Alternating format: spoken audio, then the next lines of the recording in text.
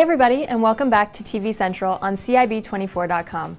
I'm your host, Larissa, and today I'm wondering if you've ever noticed how many Hollywood films actually started out as TV shows. I'm willing to bet there are a lot more out there than you'd think. That's all coming up next on TV Central.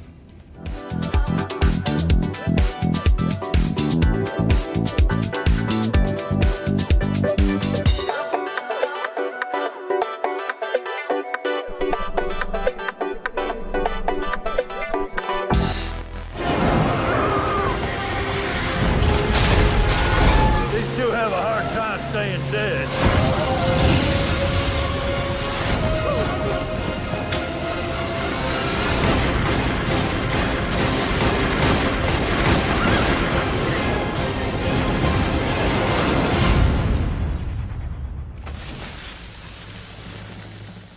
Let's start with something that everyone's familiar with, The Lone Ranger. Its classic theme song is most likely sprinting through your mind already, just from the mention of the show's name. In fact, most people probably can't remember a time before the Lone Ranger existed. After all, the idea was first conceived 70 years ago in 1933, the radio show that started it all. In 1949, it became a TV show that ran for 8 years until 1958. The series centered on, obviously, the Lone Ranger and his First Nations sidekick, Tonto. The story goes that the Lone Ranger was a Texas Ranger, but after his entire crew was killed in an attack, he is nursed back to health by Tonto, and the two of them then venture all over the countryside doing good, all the while the Lone Ranger wearing a mask to conceal his identity. The TV series lasting as long as it did is a credit to how good it was, or at least how popular. Clayton Moore was the original Lone Ranger, although for 2 years during the show's lifetime, John Hart took over from 1952 to 1954. Jay Silverheels, on the other hand, played Tonto all the way through.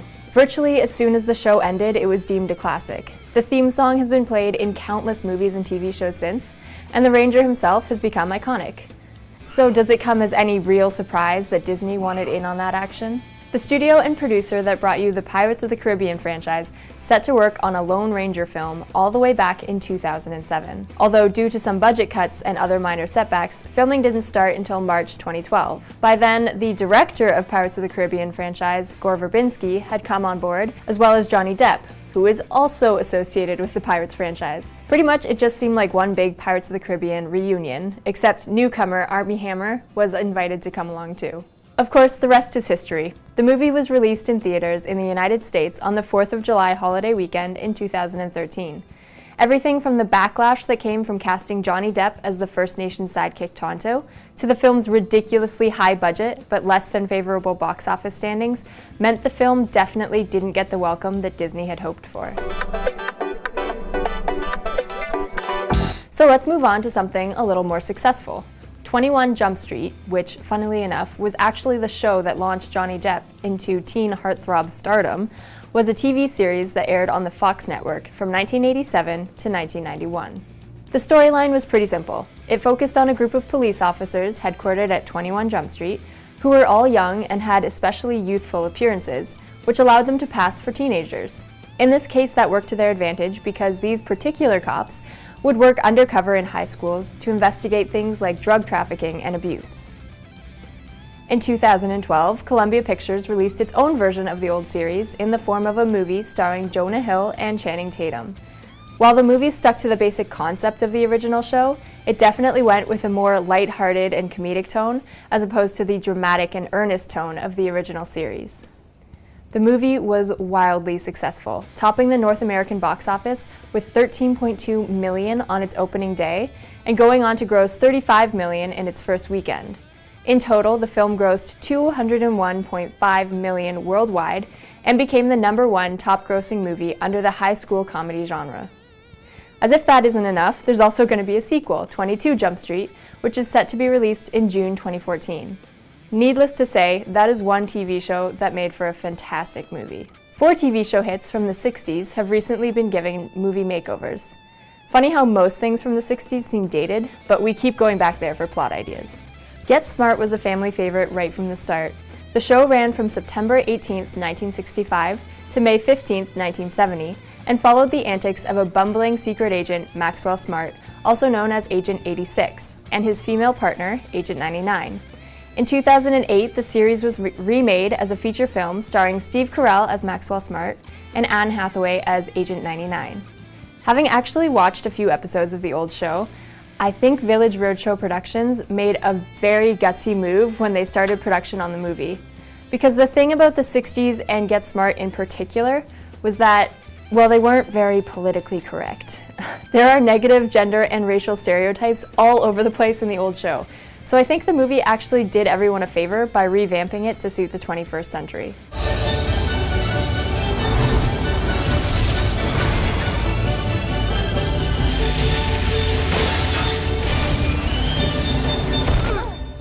Dark Shadows and Bewitched, on the other hand, seem to already be a bit ahead of their time, as they were some of the first ever fantasy TV shows. Who knew this vampire, werewolf, and witch phase has been around since the 1960s? Of course, their movie remake counterparts won't be sitting next to the Harry Potter and Twilight movies in the Box Office Hall of Fame, but both Dark Shadows and Bewitched were pretty decent movies and made a pretty decent amount of money. One show from the 60s not only became a movie, but an entire franchise. In fact, I could probably spend a whole TV Central episode just talking about all the places this particular show has gone. One might even say that it's known for boldly going where no man has gone before. Sorry, I couldn't resist. I'm sure you know which show I'm talking about now. Star Trek.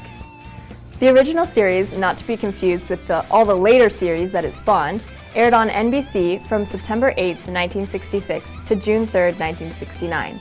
That's right, it only lasted 3 seasons.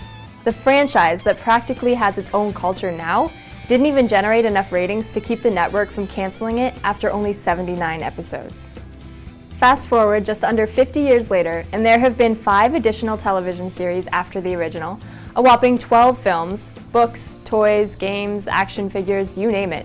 Now considered one of the most popular science fiction TV shows of all time, Star Trek has definitely proven NBC execs wrong as it continues to live long and prosper.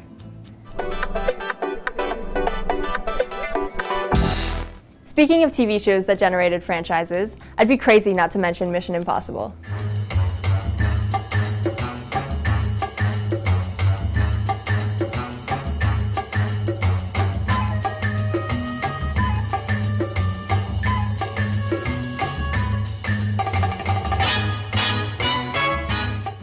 With 7 seasons under its belt, the show that ran from 1966 to 1973 centered on a small team of secret agents who worked for the Impossible Missions Force, or IMF. During its time, it won a decent amount of Emmys and Golden Globes, but of course, possibly the most notable of all, it inspired the 1996 film Mission Impossible, starring Tom Cruise. Since 1996, there have now been 4 Mission Impossible films, with a 5th on the way. They seem to be becoming the American equivalent of James Bond films, although who's to say whether Mission Impossible will make it to 23 movies and still be going strong.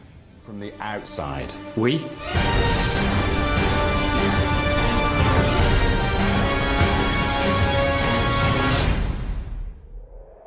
You're not gonna make it! While the original series focused on Agent Dan Briggs and later Agent Jim Phelps, the movies focus on super secret agent Ethan Hunt, played by Tom Cruise. The movies do, however, stick to the same general storyline of the original, in that Ethan Hunt works for the Impossible Missions Force and takes on the baddest of bad guys while performing the coolest stunts. The Mission Impossible movie franchise is ranked as the 16th highest grossing film series of all time, with over $2 billion worth of worldwide gross.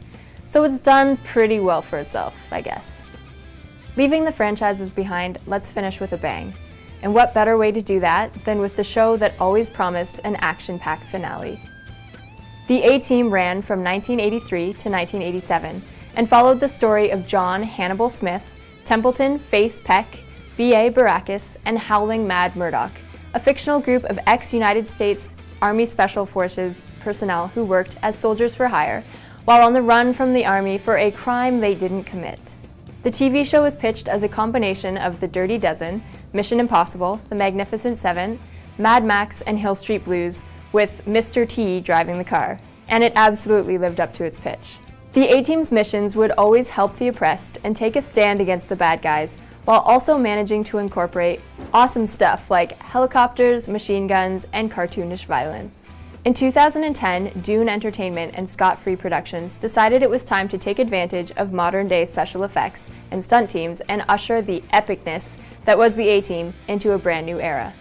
With an all-star cast that consisted of Liam Neeson, Bradley Cooper, Quentin Jackson, Sharlto Copley, Jessica Biel, Patrick Wilson, and Brian Bloom, the A-Team's first feature film wasn't the hit that everyone had hoped for, but it definitely captured the spirit of the original show, and it was a pretty sick action movie if you ask me. Of course, the list of TV shows that inspired movies doesn't stop there. I mean, don't even get me started on kids shows. It seems like every kids show these days has at least 1 or 2 movies associated with it. Inspector Gadget, Hannah Montana, Curious George, Pokemon, The Flintstones, Transformers, Yogi Bear, Alvin and the Chipmunks, The Smurfs, and let's not forget, Looney Tunes and the Muppet movies would require an entire episode all their own. And then there are shows that I just didn't have time to mention, like G.I. Joe, The Simpsons, Sex and the City, Charlie's Angels, Starsky and Hutch, The X-Files, Miami Vice. Like I said, the list goes on and on. Almost as long is the list of movies that inspired TV shows. Clueless, Buffy the Vampire Slayer, Anger Management, Friday Night Lights, The Pink Panther, La Femme Nikita. Did you know that in the early 90s there was even a Ferris Bueller spin-off show? I think it's safe to say that a lot of borrowing goes on in both directions, and for the most part, it seems to work.